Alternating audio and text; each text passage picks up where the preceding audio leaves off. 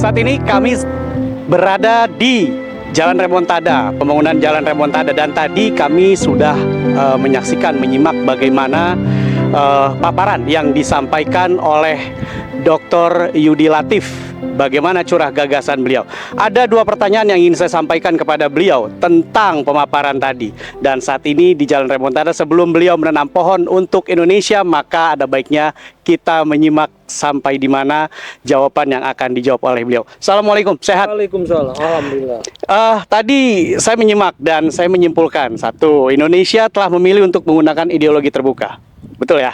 Kemudian kekhawatiran kita itu kepada generasi seperti melihat hantu di dalam tempat ibadah, padahal nggak ada. Karena ada, kalau pakai istilah Prof. Reynald, history yesterday dengan history tomorrow.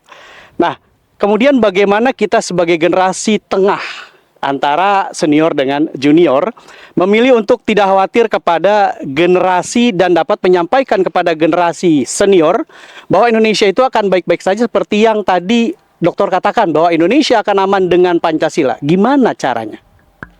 Iya, pertama kita harus bersyukur ya bahwa apapun yang terjadi pada Indonesia hari ini sebenarnya kita punya kaki-kaki kebangsaan yang sangat kuat, yaitu dalam bentuk konsensus nasional untuk menemukan satu ideologi yang bisa menyatukan segala keragaman Indonesia di dalam apa yang kita sebut sebagai Pancasila. Itu anugerah karena banyak sekarang negara-negara bahkan Eropa yang dulu sebagai dianggap sebagai pusat peradaban tergagap-gagap ketika menghadapi kemajemukan, dan Amerika Serikat sendiri karena DNA-nya memang sudah cenderung diskriminatif ya, dan sekarang dengan kesenjangan yang makin lebar juga mengalami ancaman populisme, anti imigran, anti kulit berwarna. Jadi kecenderungan untuk kesulitan dalam menghadapi kemajukan terjadi. Paling tidak Indonesia sudah menemukan satu konsensus ya, di mana keragaman itu menemukan pijakannya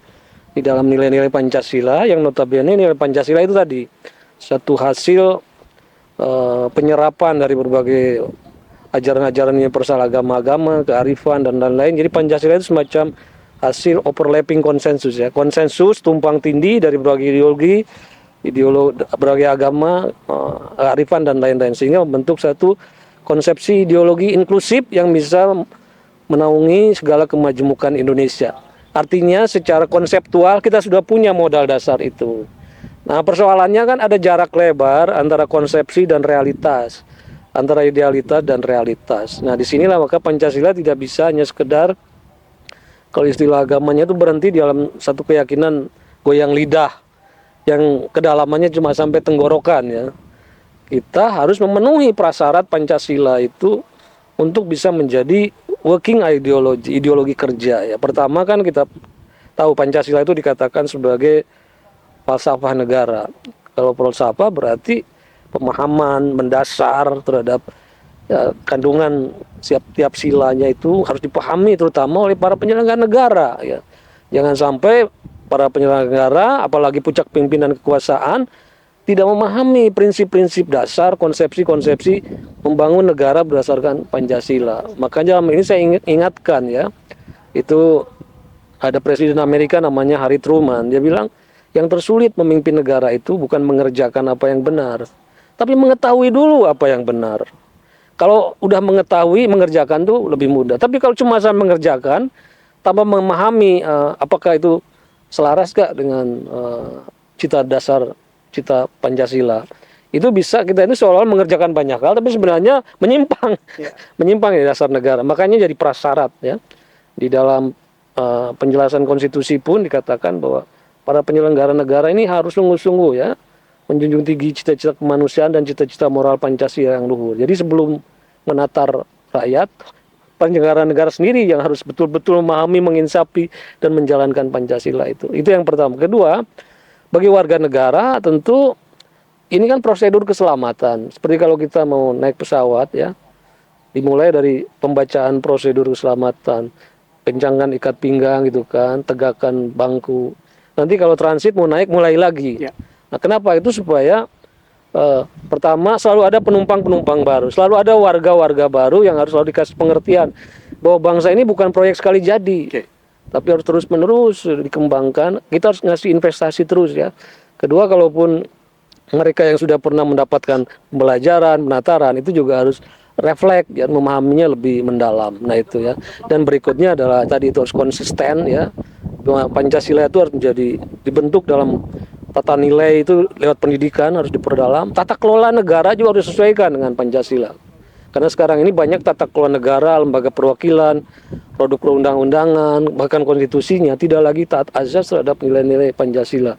Dan yang terakhir yang paling penting juga tata sejahtera, yaitu bahwa ujungnya yang paling konkret itu kan kesejahteraan. Jadi Pancasila itu ibarat gerak sholat ya, dimulai takbiratul ihram, menyeru yang ilahi yang abstrak, diakhiri dengan uluk salam kan, kanan ke kiri, itu keadilan sosial. Padahal jadi makin bawah itu makin konkret tuh.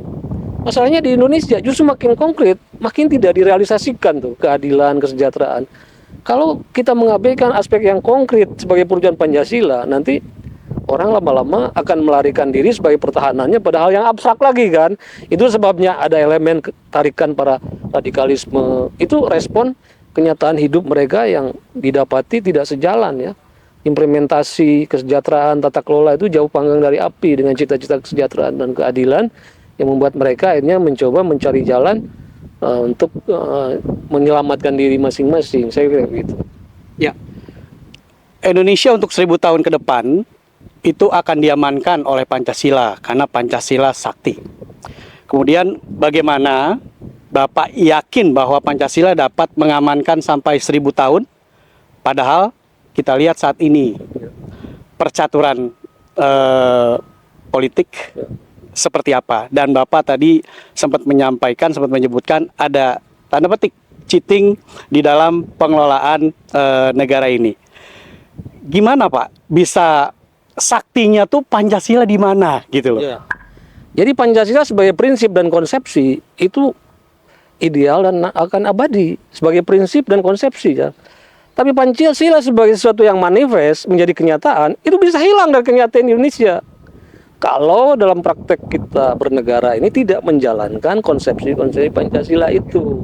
Jadi Pancasila sebagai prinsip konsep itu relevan bukannya Indonesia tapi untuk dunia lain. Tapi bahwa apakah Pancasila akan bertahan di Indonesia? Belum tentu. Tergantung kesungguhan kita untuk menjalankan konsepsi itu ke dalam realitas gitu. Masalahnya tadi itu, kita itu antara konsep dan implementasi itu kok masih makin jauh gitu. Dan inilah sebabnya kita semua pihak itu harus kembali ke jalan yang benar tuh, artinya dalam cara kita menjadi warga negara, terutama cara kita menjadi penyelenggara negara, harus pastikan bahwa seluruh kebijakan itu harus berjejak sebagai wujud implementasi dari nilai Pancasila. Baru Pancasila yang hebat secara konsepsi itu akan jadi hebat dalam kenyataan gitu. Nah sekarang kan banyak negara di dunia ini tidak punya konsepsi Pancasila secara formal, tapi implementasinya menjalankan nilai-nilai Pancasila. Dan yang membawa keselamatan itu bukan soal kita terus-menerus mewiridkan kehebatan Pancasilanya, tapi bagaimana itu memanifestasikannya dalam kenyataan. Banyak negara kayak negara Skandinavia gitu ya, Jepang, tidak punya konsepsi formal kayak Pancasila, tapi pelaksanaan negara, pelaksanaan hidup berbangsanya itu banyak yang sesuai dengan nilai-nilai Pancasila. Jadi yang akan membawa keabadian itu tidak cukup hanya sekedar berhenti di konsep, tapi seberapa jauh kita mampu merealisasikan konsep itu ke dalam dalam ranah tata nilai, tata kelola dan tata sejahtera kehidupan berbangsa dan bernegara. Ya, Al Zaitun lembaga pendidikan dan Syekh Panji Gumilang pun sebagai tokoh mampu menguasai keilmuan agama. Namun ketika Syekh Panji Gumilang itu menjadikan Al Zaitun sebagai landasan berpikir secara Pancasila di dalam pendidikannya, bagaimana Dr. Yudi Latif mampu menjelaskan kepada bangsa Indonesia tentang gagasan-gagasan dan pemikiran dari Syekh Panji Gumilang pun tadi disampaikan di dalam pengantar Kuliah Umum Nasional. Ya, pertama manusia itu punya bawaan insting tribal. Insting kalau terhadap sesuatu yang belum kita kenal itu biasanya mengembangkan prasangka dan penuh kecurigaan terhadap sesuatu yang asing gitu. Makanya cara terbaik untuk menilai sesuatu, bahasa Inggrisnya mengatakan seeing is believing. Harus melihat dari jarak dekat apa yang terjadi di sini, baru prasangka-prasangka itu bisa pudar. Apalagi sekarang prasangka itu bisa diolah dengan sosmed, dan kadang-kadang realitas sosmed itu bisa lebih liar ketimbang kenyataan yang sesungguhnya. Tapi kalau kita melihat langsung dari jarak dekat, kita lihat misalnya tadi saya sangat terkesan ya memulai acara ini dengan lagu Indonesia Rayanya pun versi 3 stanza gitu kan. Jadi saya lihat barangkali kecurigaan-kecurigaan itu bisa ditepis kalau orang melihat bagaimana pidato beliau sendiri, bagaimana itu diimplementasikan nilai kebangsaan itu dalam kehidupan di pondok ini, itu akan membuat kita bisa lebih wise ya, tidak cepat hanya menilai atas dasar judgement dari jarak jauh yang kita tidak mengenal. Jangan lupa katanya orang itu cenderung menyalahkan sesuatu yang tidak diketahuinya. Anasu ada jahilu. Orang itu cenderung menyalahkan sesuatu yang tidak bisa diketahuinya. Semakin gelap, semakin kita tidak tahu, kita akan semakin curiga dan menyalahkan sesuatu yang tidak kita ketahui. Jadi pesan moralnya jangan terlalu cepat-cepat melakukan judgement. Barangkali lebih baik kita bisa lebih menilainya dengan jarak lebih dekat dan bisa lebih proporsional pada pendudukan itu dalam kenyataan kita. Dan jangan lupa setiap institusi, setiap orang itu berproses dalam waktu. Kita juga tidak bisa menilai masa lalu sebagai ukuran apa yang akan terjadi bagi orang atau lembaga itu di masa yang akan datang. Semua berproses dalam waktu. Saya kira itu. Terima kasih. Ya, satu lagi, dokter. Seeing is believing. Artinya sekarang dokter sudah ada di sini dan ada lagu dari Rhoma Irama ya, pandangan pertama, kesan pertama. Setelah melihat kondisi jalan pembangunan remontada, terus hari ini dokter ingin menanam pohon. Ya, itu kan artinya sebuah trust atau kepercayaan dokter kepada Mahat Al Zaitun dan Prof. Syekh Panji Gumilang. Closing statement tentang seeing, believing dan pandangan pertama kepada Al Zaitun dan Syekh Panji Gumilang. Silakan. Ya kalau saya ingat ini aja lah, ingat satu hukum dalam psikologi namanya Gestalt. Gestalt mengatakan keseluruhan itu lebih dari jumlah bagian-bagiannya. Jadi kalau lihat orang, lihat institusi, jangannya penggalan-penggalan dalam waktu. Tapi lihat itu dalam spektrum jangka panjang. Karena orang bisa berubah. Semua orang bisa berubah. Dan sejauh realitas yang saya lihat, itu banyak aspek-aspek yang bersejalan dengan nilai-nilai rahmatan lil alamin, sejalan dengan nilai Pancasila. Hal-hal di luar itu, biografinya seperti apa, saya tidak ingin memasuki dunia itu. Karena setiap orang punya masa lalunya sendiri-sendiri. Tapi selalu saya ingat, ya, bahwa dikatakan dalam peribahasa adalah bahwa yang suci hari ini juga pendosa di masa lalu, dan bahwa pendosa di masa lalu bisa pensuci di masa yang akan datang. Kita lihat, dan saya lihat perkembangannya makin menggembirakan. Terima kasih. Ya. Iya. Prof, satu lagi Prof. Adakah korelasinya antara remontada From Within dengan keabadian Pancasila untuk 1000 tahun ke depan? Iya, artinya kan gini tadi bahwa Pancasila itu hasil penyerapan dari berbagai elemen, dari berbagai nilai, dicari prinsip-prinsip dasarnya, yaitu yang disebut prinsip simpel, dan prinsip simpel itulah yang memberinya kemampuan elastisitas dan fleksibilitas untuk bersesuaian dalam waktu. Ya. Jadi lihat bangunan-bangunan yang simpel jauh lebih memiliki keabadian ketimbang arsitektur yang rumit. Nah, artinya kalau kita ingin membayangkan remontada from within ke depan, justru kita harus melihat apa aspek-aspek prinsip-prinsip dasar yang memungkinkan Al-Zaitun ini bisa kokoh sampai 1000 tahun akan datang. Nah, antara lain kan kalau metafornya di dalam Al-Quran adalah sebaik-baiknya manusia itu seperti pohon yang baik.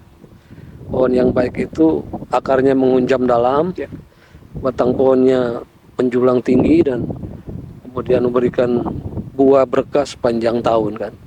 Ini kan bukan hanya metafor, bahwa ini saya sekarang menanam pohon, ini kan simbol dari menanam benih kebaikan. Ya. Kalau kita sekarang banyak orang yang cemas terhadap masa depan, apa sebabnya? Sebabnya kita berhenti menanam kebaikan hari ini. Ya. Semakin kita berhenti menanam, semakin kita cemas. Nah, tapi kalau setiap orang tidak usah terlalu banyak omong, tapi melakukan, menanam kebaikan, itu pelan-pelan kecerdasan berakhir dan kita punya harapan akan buahnya di masa yang akan datang. Jadi kalau kita terus menanam kebaikan, apapun kata orang, itu nanti sejarah akan melihat, akan membuktikan sendiri bahwa sesuatu hal yang ditanam baik pasti akan berbuah kebaikan. siapa yang menebar angin, dia akan menuai badai kan. Begitu jauh saya lihat yang ditanam di sini banyak hal-hal yang baik yang bisa menuai kebaikan berkah di masa depan. Itu saja, terima kasih. Prof, apa tren pesan Prof untuk Al-Zaitun supaya bisa memahami dan melaksanakan nilai-nilai Pancasila? Ya kuncinya 3 aja ya. Tadi pertama, iman dan ilmu itu harus satu tarikan nafas. Iman memberi dasar karakter, tapi dengan ilmu seperti suar ya, lentera yang bisa menembus berbagai perkembangan dunia hari ini. Kedua adalah keseimbangan antara tradisi dan inovasi. Kita harus berjejak pada tradisi baik ya, tapi juga harus selalu terbuka untuk mengambil hal-hal baik dari luar. Ketiga, saya selalu mengatakan adalah keseimbangan antara orientasi ukhrawi dan duniawi. Karena sekarang problem umat Islam ini kan terlalu mempertekankan aspek ukhrawi gitu, sehingga kebaikan di dunia ini terbengkalai gitu. Padahal tadi Tuhan sudah mengingatkan, kamu memang jangan lupa mengejar kebahagiaan di akhirat, tapi jangan lupa kebahagiaan di dunia ini. Itu saja, keseimbangan ada 3 hal, antara iman dan ilmu, antara tradisi dan inovasi, antara orientasi ukhrawi dan duniawi, dan membuat keseimbangan antara ilmu agama dan ilmu umum itu harus satu tarikan nafas. Kan dikatakan barang siapa yang menghendaki kebahagiaan dunia dengan ilmu, yang akhirat juga dengan ilmu. Kuncinya antara ilmu agama, ilmu umum itu juga harus tarikan nafas. Itulah dulu yang menjadi kenapa Islam tumbuh sebagai peradaban luhur di masa lalu, karena antara ilmu-ilmu ayat-ayat Qur'aniyah dan ayat-ayat kauniyah itu diselenggarakan secara serempak. Seperti di sini selain ngajar kitab Al-Quran, tapi kan belajar budidaya kehidupan nih, bertanam, belajar budidaya pertanian, peternakan, untuk kehidupan di dunia ini. Saya kira itu, terima kasih.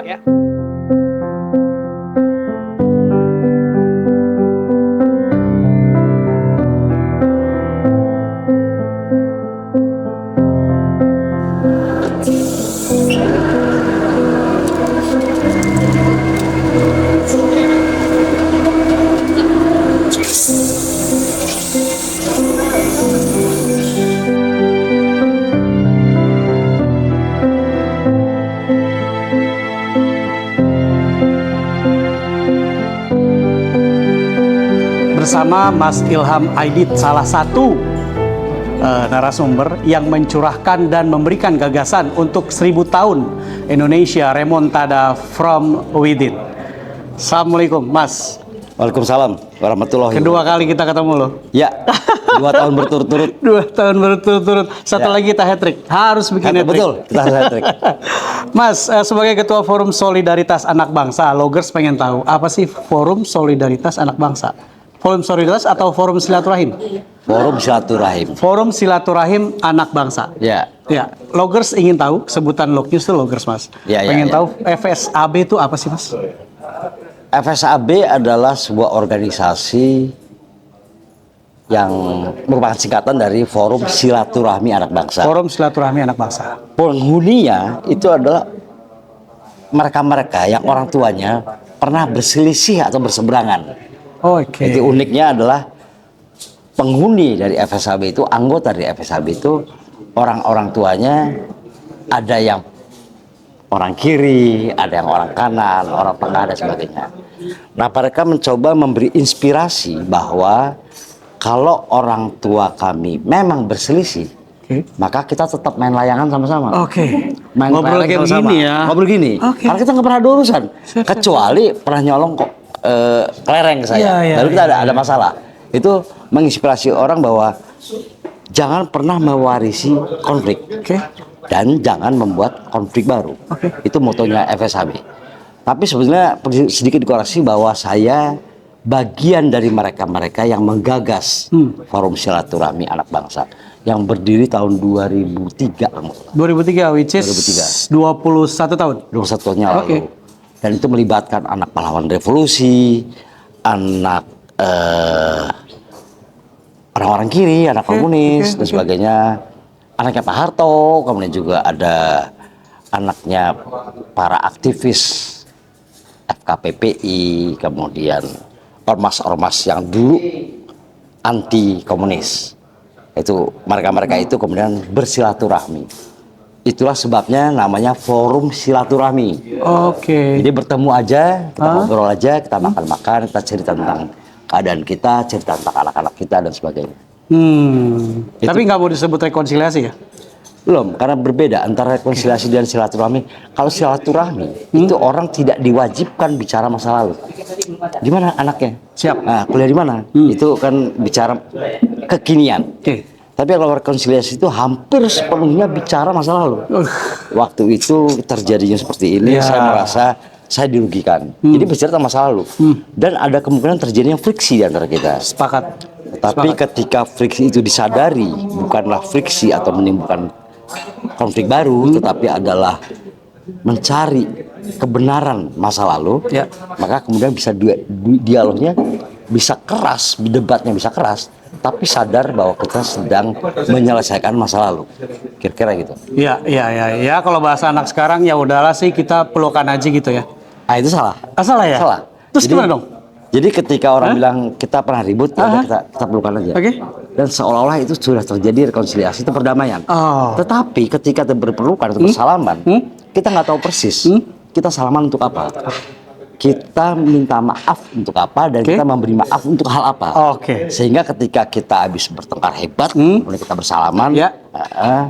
tanpa penjelasan masalah yang ada, maka kita kemudian seperti sudah berdamai, Oke. tapi masing-masing merasa benar sendiri. Oh, ya. Kira-kira gitu, poinnya Itu yang gitu. berat tuh. Itu Berat, yang betul, berasa wah gitu kan, nahan gitu ya. Betul. Jadi karena nggak ada kejelasan nggak ada kejelasan permasalahan, Oke. maka masing-masing merasa ya gue benar, lo benar.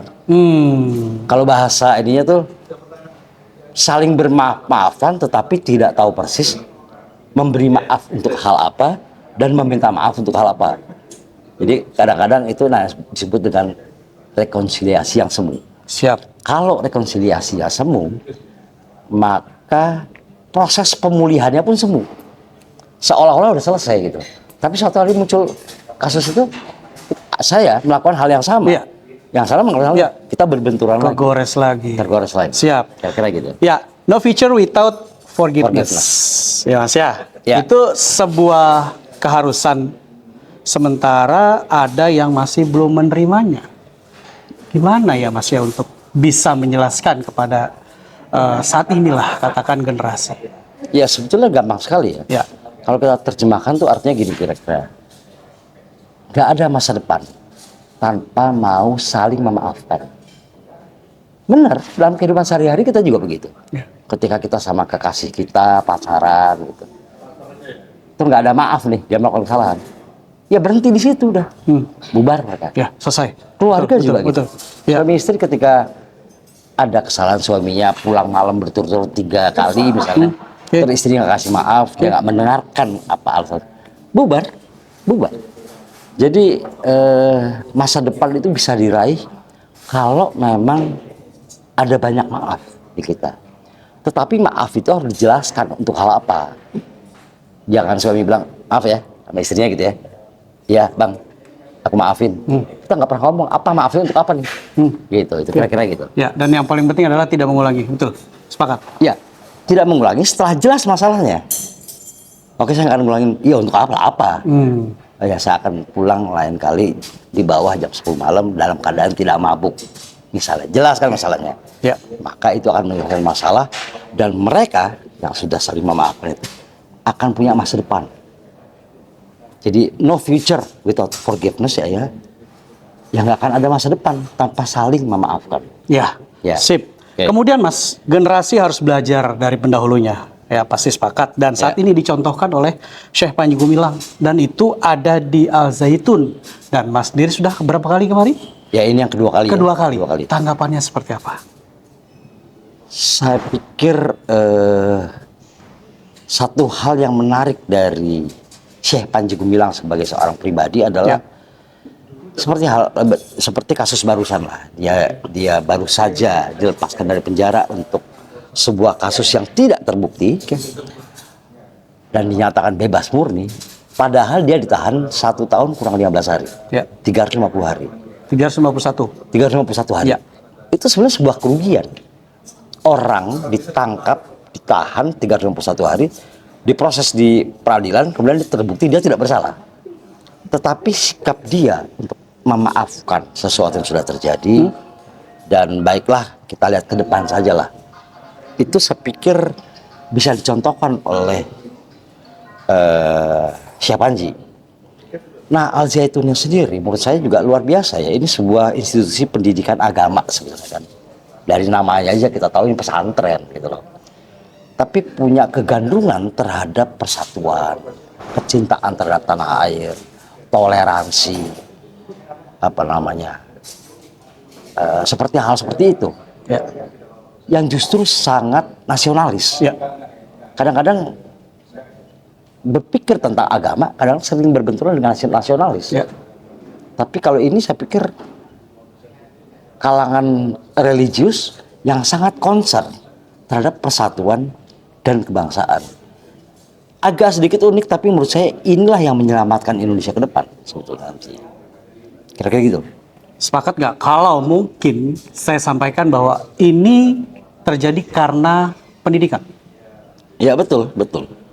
Jadi kalau kita katakan harus menyebutkan satu kata yang membuat Indonesia akan survive dan maju dari sekian banyak kata-kata yang sebaiknya ada untuk hal tersebut, satu kata yang selalu ada di atas adalah pendidikan.